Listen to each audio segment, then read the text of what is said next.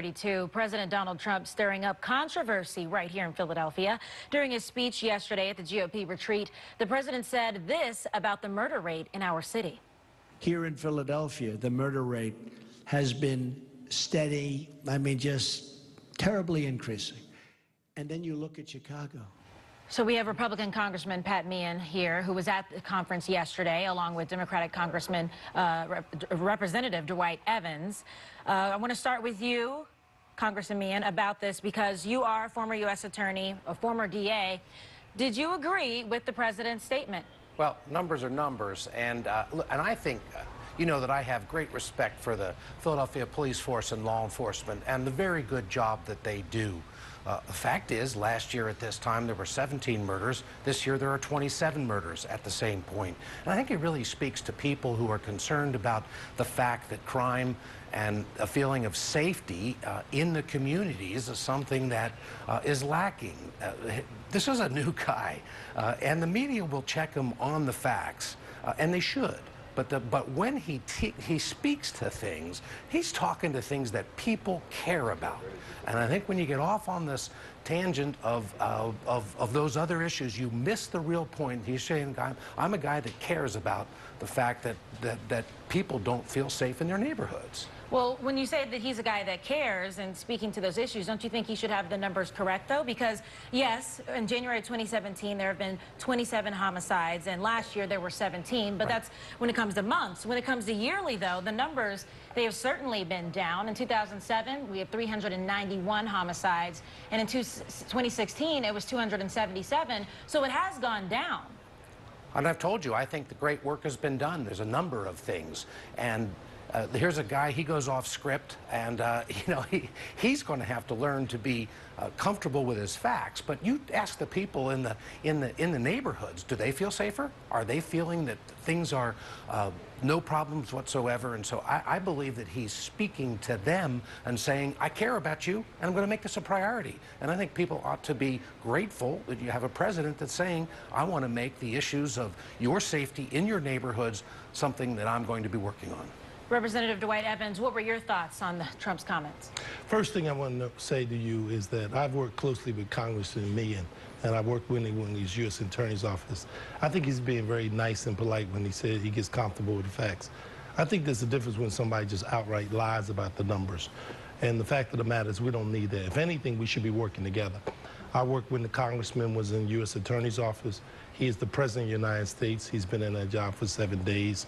We should work together. It is in our collective interest that we make sure that this region and this city is safe. Those police officers who go out there every single day and do an excellent job shouldn't be pointing fingers at. And the congressman knows that. We have to. You need law enforcement, you need the community, and people working together. So in this particular case, I believe that the president is dead wrong and should not be saying those kinds of things. If anything, he should be convening a meeting with the mayor and the delegation to work together to figure out how we attack this issue of crime. It will not be solved unless we work together. And in my view, in my experience, that's how you work together. So I think that the congressman, I understand that he's kind of saying he got to get the facts wrong. He is dead wrong. We should call him for it and face up to the fact that we got to work together. Do you agree, Congressman, that he should be called out for the fact that he said it was steadily increasing?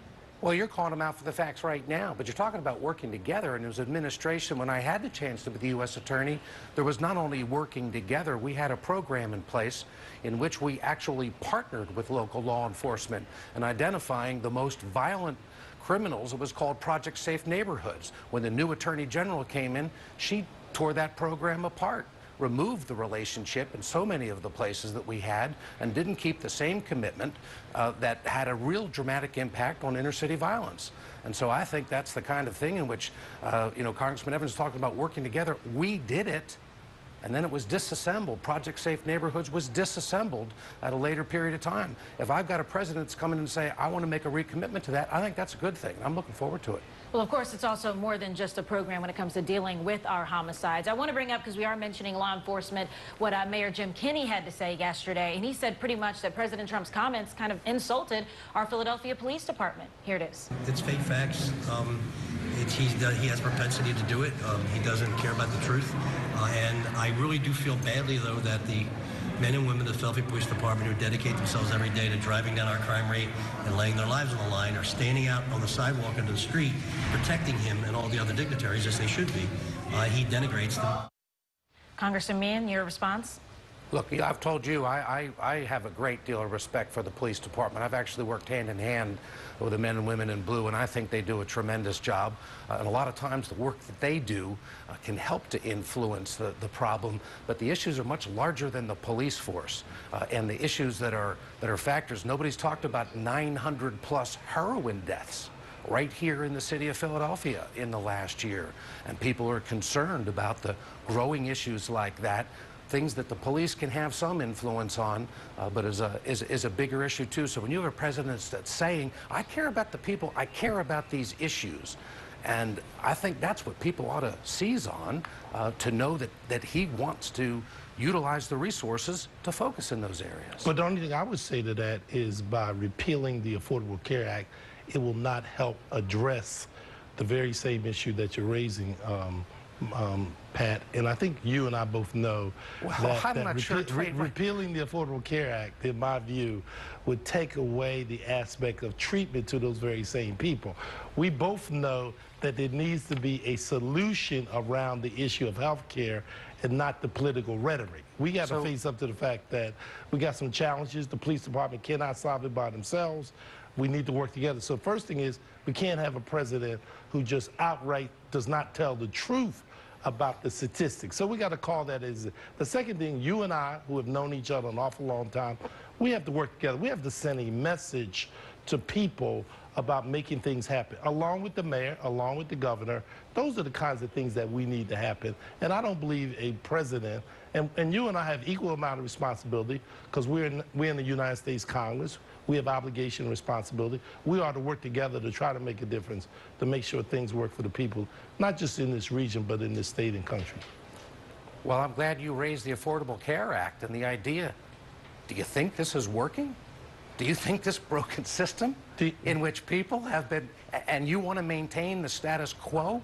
And this is the defense is, well, let's just maintain the status quo on a system that is breaking, in which people are watching and talk to the average person who is seeing their deductibles, to be able to even see a physician paying twice and 3 times what they used to do to be even getting in.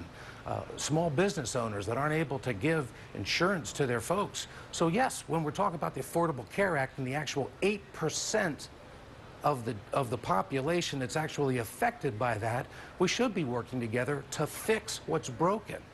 And that's an opportunity that I think we can use moving forward. Well, okay, well, hold on, sorry, Congressman Meehan and Representative Dwight Evans. Unfortunately, we have to wrap this up. We are out of time, but I think that if there's one thing that seems common between both of you guys is that you said we want to work together. So hopefully we can see that happen, both sides of the aisle, everyone coming together to work on these issues. And I'm sure, you know, it's only 7 days in. I'm sure the conversation will continue. We thank you both for being here. Thank you. Thank you. Coming up on 7:41, we're going to take a break. We'll be right back.